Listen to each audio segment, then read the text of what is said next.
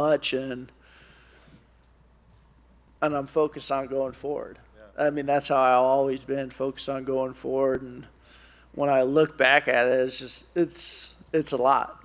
I mean, I've a lot of people who helped me get to where I am today, and a lot of good training partners. I mean, it's just crazy.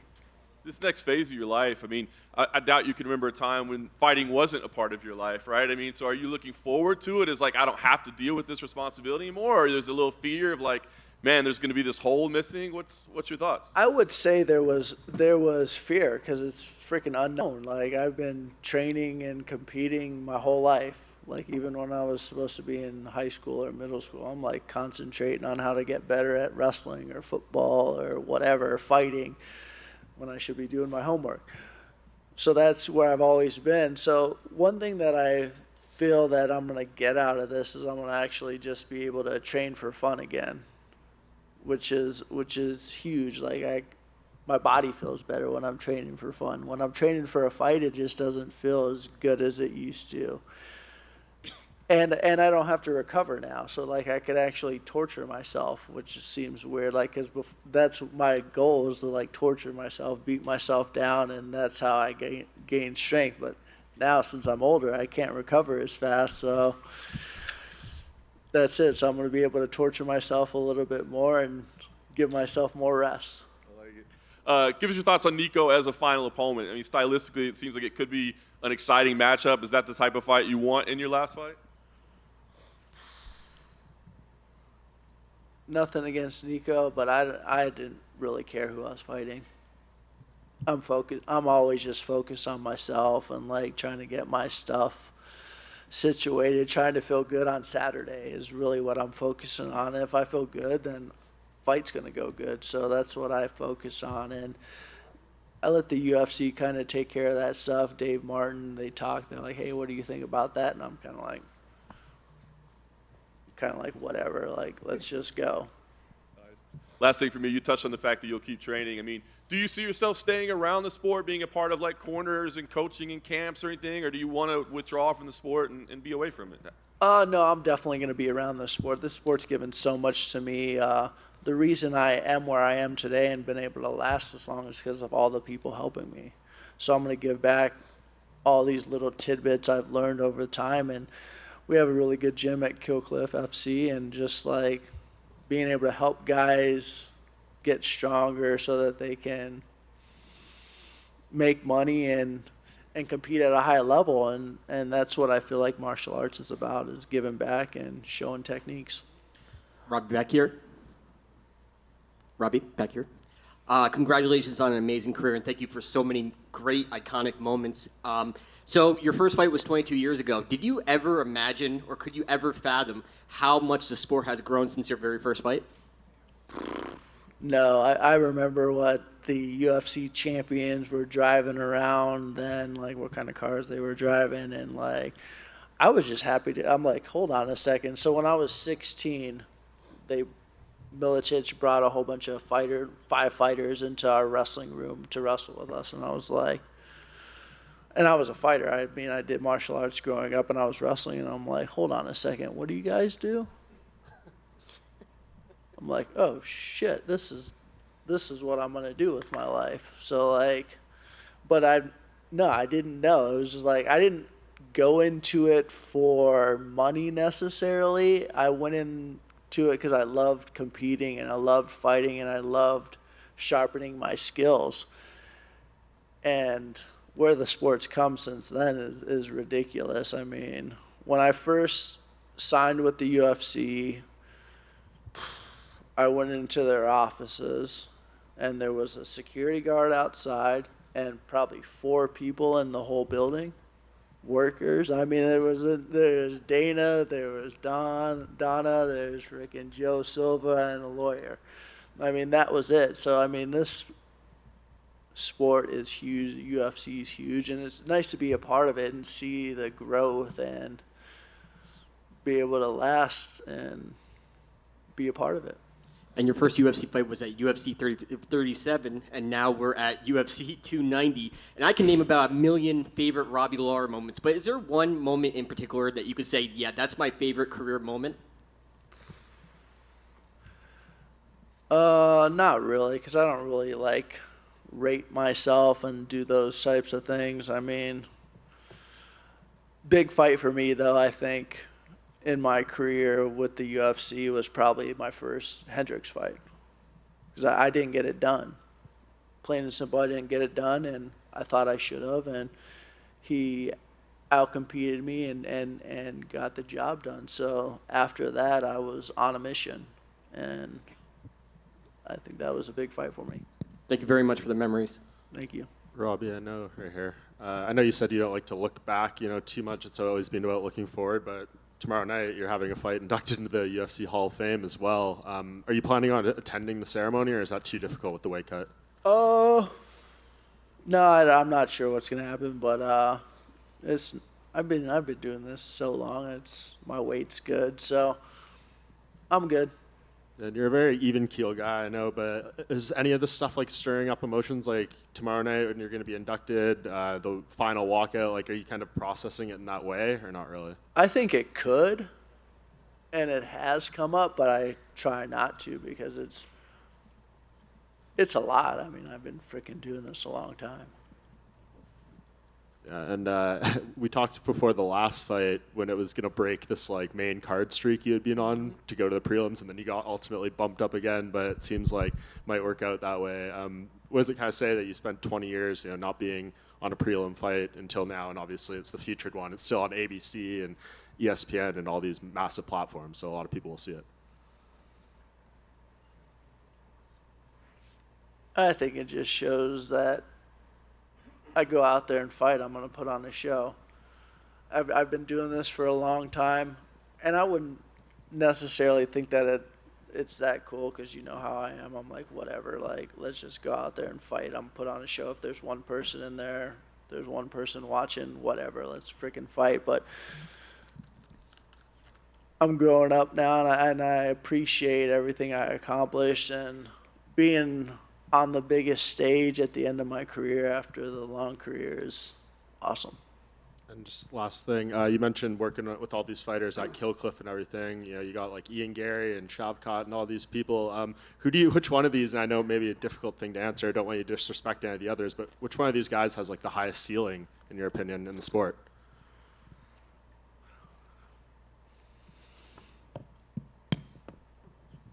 I would just say whoever is willing to put in the work and stay focused, and not let the media, not let hype drive them, and who can stay grounded and focus on what they need to do, because it's a long road. I mean, and if you want to stay up there at the top, you got to focus on the little details, and you need to keep everything simple and not think you're hot shit. You just need to freaking go out there and work with all the freaking everybody and get after it. And I think anybody who's willing to do that for many years is going to achieve a lot. Robert, over here. Robert Whitaker was in here earlier, and I was asking him, like, maybe some of his favorite memories of you, and he said that when he was at welterweight, he saw you fight, and his first thought was F fighting that guy. He also said that when he watches you fight, he thinks that if you could, you would bite your opponent. So I'm curious what you think of that assessment. I appreciate it. I don't think I'd bite. I'd probably headbutt. I'd probably eye gouge, really. Like, I mean, I would bite. I don't know. Then, the final one for me. When you look, like, now that you're putting your career to an end, there's still fighters like Matt Brown. He has the knockout record. Jim Miller has the win record. He wants to now fight on UFC 300 because he fought on UFC 100 and 200.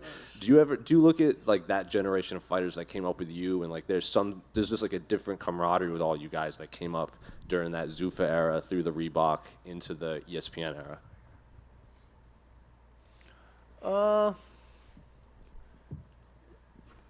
Yeah, it's hard to say, because like even those guys, I feel like I was fighting way before them. So it's like, I mean, when I first came in, it was like, I think I signed with the UFC in like '01 or something, so it's just weird. But I think when you have appreciation for guys, when I see these guys, I'm like, man, you're freaking still here. I'm like, you're freaking tough as hell.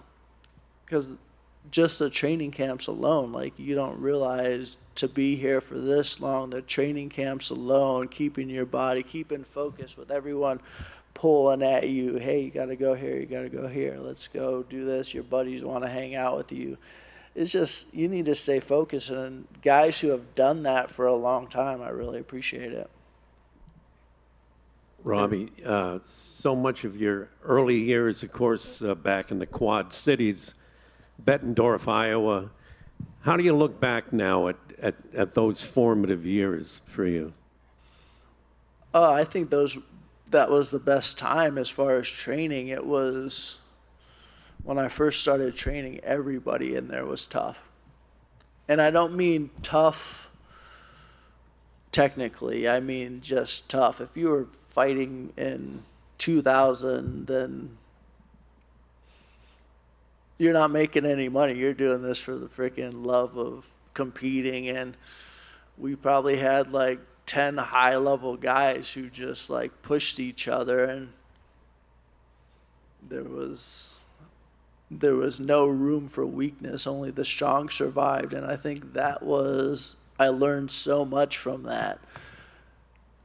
Just getting in there and getting thrown in the deep end and like trying to figure out how to survive and learn, and then show up the next day, get beat up, and then try to learn. Like, I did some good stuff which kept me coming back, like, but there was days that were rough. So those shaped and molded me. Like, Jens really helped me. I'm so excited for him to be inducted into the UFC Hall of Fame. I mean, he wanted this, which is very important to him, and I slept on his couch many a times.